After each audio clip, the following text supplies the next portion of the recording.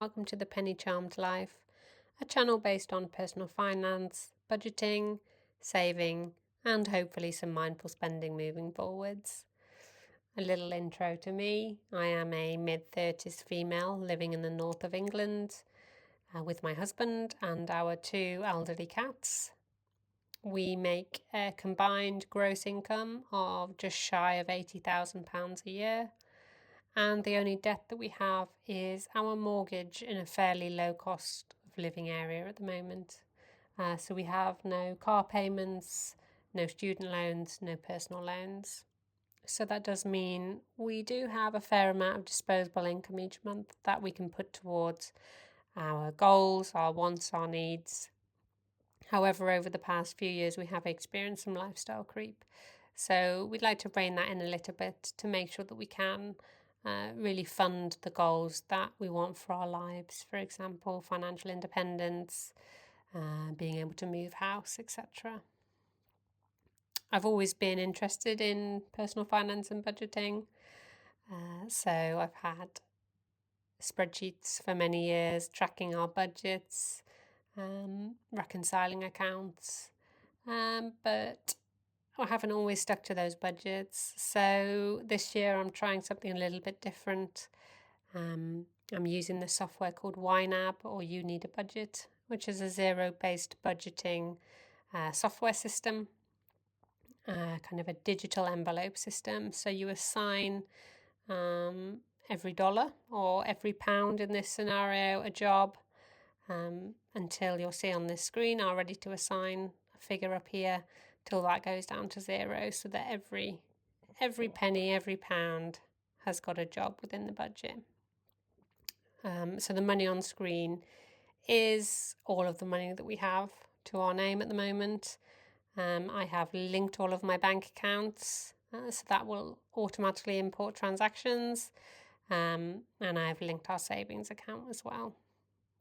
So I thought it would be useful to kind of show you how I'm going to assign this £25,000 to our budget, so you can see how we spend our money. Okay, so these are our category groups. So we have here Home Sweet Loan, which is all of our household expenses in there. Snack Stash is our groceries. Purse strings are for the cats. Journey Jars, our transport. TLC Treasury is all of our personal care. Sub Squad is our subscriptions.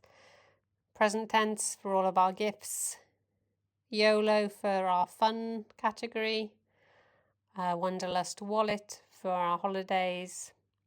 Hodgepodge Holdings is a bit of our miscellaneous category. Future Fund for our savings. And Crisis Coins for our emergency fund and such like. And at the bottom we've got credit card payments. So we do a lot of our spending on credit cards and then pay off the balance in full every month. And that just helps us to earn kind of airline miles, cashback, etc. So without further ado, I will start categorizing some of this money. So I will say that I downloaded this software on the 1st of January. It's now the 3rd, so we have had some transactions that I've imported. So you'll see some negative activity here. I've also gone through and added targets to the majority of the categories as well. So this should be fairly simple in terms of being able to go through and kind of automatically fund these categories. So we will start with Home Sweet Loan. So I will tick all of these and select underfunded, and that has now funded everything. There are a few categories where I do want to add some extra money in at the start of the year, which is money that's either been carried forward from previous years or where I feel I'll need it. So I'm going to start with water. So I feel we're being undercharged for our water and we will end up being back billed. So I am adding an extra £150 in here for that one. Our internet bill is normally about £30 a month, but this is 2 months worth here because I changed the billing date. So it isn't normally going to be $55.99, but that is now fully funded. House insurance is going to be due in March, so I am going to add extra to that and make it £150, so that I should have enough by the end of March.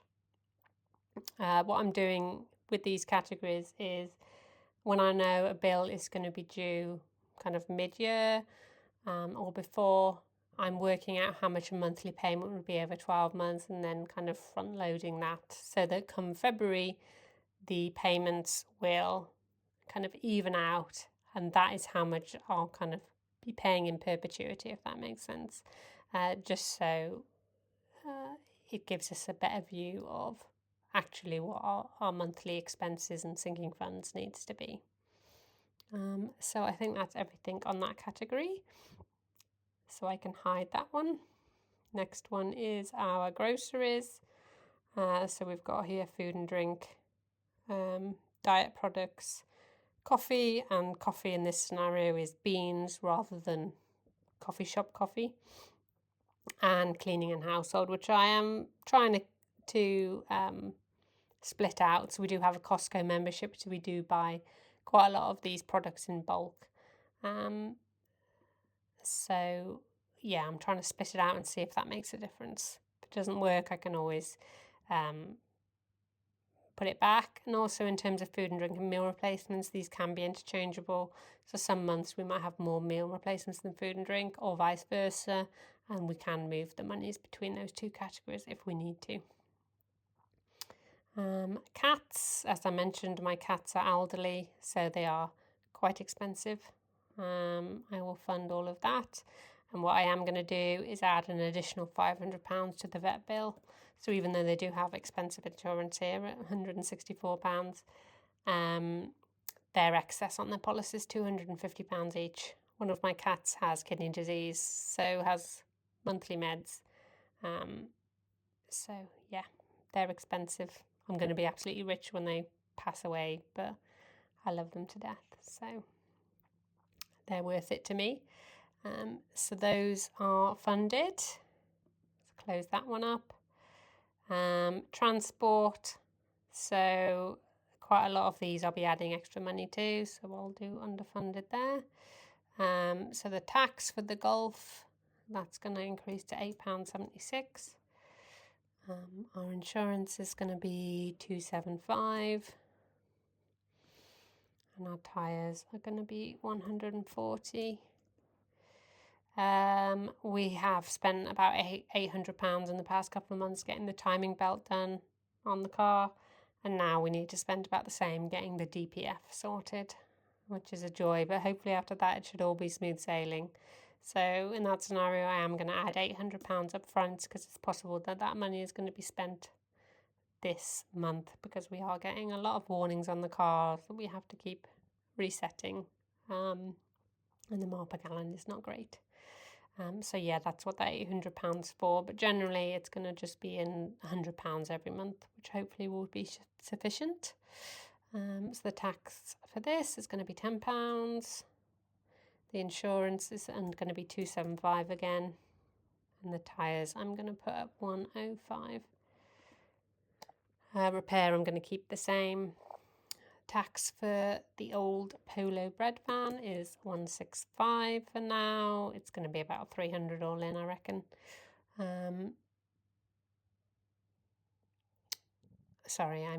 It's about £220 for the tax. The insurance is going to be about £300.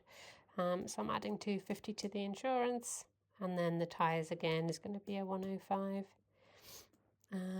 Everything else in here is fine. So we've got miscellaneous car costs, fuel. So my husband does get reimbursed for his mileage on his car. So I will set aside automatically £150 every month. But what we'll do is when he gets his salary at the end of the month, any extra that's in there for the mileage, I will put into the fuel fund for the following month. So at the end of December, he got given £106.95 for fuel. So I'm just going to automatically add that into the fuel fund, giving us a bit extra money this month to spend on fuel. Everything else remains the same. So TLC Treasury, again, I will fund all of these, and then I'm going to add some extra to dental, make that up to £80. And for the opticians, I'll make that to 60 for when I finally need a new pair of glasses in about 18 months' time. That's that one sorted, nice and quick. Sub-Squad, all of our subscriptions. So again, we'll do underfunded. YNAB, I will amend to £99. So I am on the free trial at the moment, but I'm assuming come February, it'll be around that. I don't exactly know due to exchange rates, etc. So I'm setting aside £99 and then I will adjust as needed. Costco membership, I'll change that to $15.40 because that's due the middle of the year. And then Netflix, I'm increasing to £50. So I'm on a friend's profile and she pays like a £5 a month for me. So I just give her a lump sum kind of at the end of the financial year to cover us for the following year. And website domain and VPN. So there is going to be a VPN payment coming out this month. So I am adding an extra £40 to the budget there. That's everything there. So gifts, again, we'll do underfunded. And then I'm going to add in extra for our anniversary. So we try to give each other, we have a budget of about £100 each to spend on gifts if we need to. So I'm just going to add extra to that to make sure that when our anniversary comes around, we have the funds in there. Everything else is fine. Within that, you can see what we spend money on niece and nephew, other people, good deeds, charitable giving, etc. And then our fund. So we're quite fortunate that we're able to spend quite a lot of money on doing the things that we like to do. So we've got dining out. This is a refill up to category, so if we don't spend it, we will lose it. We do love going to gigs as well, so we've set aside money specifically for that. And then we try and give each other £200 a month pocket money. I have changed this target slightly in that I've given the annual figure of £2,400 because some months my husband will overspend on the £200 and some months he won't. So as long as he hasn't overspent, which let's be honest, he probably will, because I don't think I've had a year yet where he hasn't just wildly gone over budget, but I'm trying with him. I'm going to get him to download YNAB and we'll see what we can do. So yeah, I don't think there's anything extra needed in these categories, so that's fine. And then holidays, so again, I'll fund these ones. So both of our families live in different countries to where we are, so we have money set aside specifically for fuel costs, flight costs, etc., to be able to go and visit them at least once a year. So that's what that budget is for. New York, so I do have a side hustle which isn't on the budget, and the money in that basically stays in that bank account until the end of the financial year once I've put in my tax return, which point I will move it over to this budget. And my plan is to be able to take my sister to New York with the funds. So at the moment that category is going to stay zero, but kind of April, May time, you will see that filled up with whatever the profit was that I drew in from my job, or side hustle even. And then these are holidays that we've already booked and are going on this year. So I am just going to add in manually the figures that we need for this. So we're off to London. We're taking our niece and nephew to London. So making sure that we've got enough money even to be able to give them a good time. We are going to take them to see The Lion King. So I'm excited to see their reaction to that. We're also off to Scotland with some friends for some whiskey tasting. So we'll just manually fill those in. 250. Okay, so that's that. As you can see, it's £3,750 there. Obviously, these aren't going to be recurring. Ideally, I'd have more money set aside for costs and spending. Maybe up to £175 a month for each of those. But at the moment, I have to kind of compromise between our other things. So, yeah, that's where we're at the moment. Hodgepodge holdings are miscellaneous categories. We've got sundries, which is basically where I just don't have a category for anything else. I'm adding extra to volunteering that I do once a year, so that's going to be 125. And then my passport is due for renewal shortly, so I'm going to increase that to 95 because I know that's going to be around that to fix it. And then reimbursement. So this is going to be obviously where I'm waiting for money to come in. I know, for example, when we go to Scotland, there's going to be like a deposit hold of £500. So I'm going to fund it to 500, but later on in the year, I might be able to reduce it down a bit and put that money to good use elsewhere. But for now, it's staying in there. Future fund, I will fund that. So potential for new cars. I'm also adding an extra £2,000 in there, so that if my husband's car goes kaput, we do have some money available for that. Same with household appliances. I'm going to add in 1,500 for that and 500 for electronic devices. Our dishwasher has been playing up, so we might need to spend that money on household appliances sooner than we think, unfortunately. New flooring, I have set aside, I think, 1,000 for that. And then decorating is 1,500. And then my sister, I've got some money set aside for her, so that's 450. I do have moving costs there. Okay, so we'll go into income replacements. This is our crisis coins. So I'm putting 6,000 in here for now. Next month income is where any income that comes in after the first of the month, interest, etc., will just go into this category, and then I will assign it to the following month when I need to. And all of these ones, emergency travel, house insurance, etc. At the moment, I'm not going to fund these ones because I would like to get ahead with our moving cost category, because next month I don't think we're going to be able to put in the full 41667 that we need to get us to the £5,000 by the end of the year. So if I can front load it as much as I can now, it will make life much easier. So I will add that in, and then that should be the end of the budget. Everything should be all money assigned, perfect.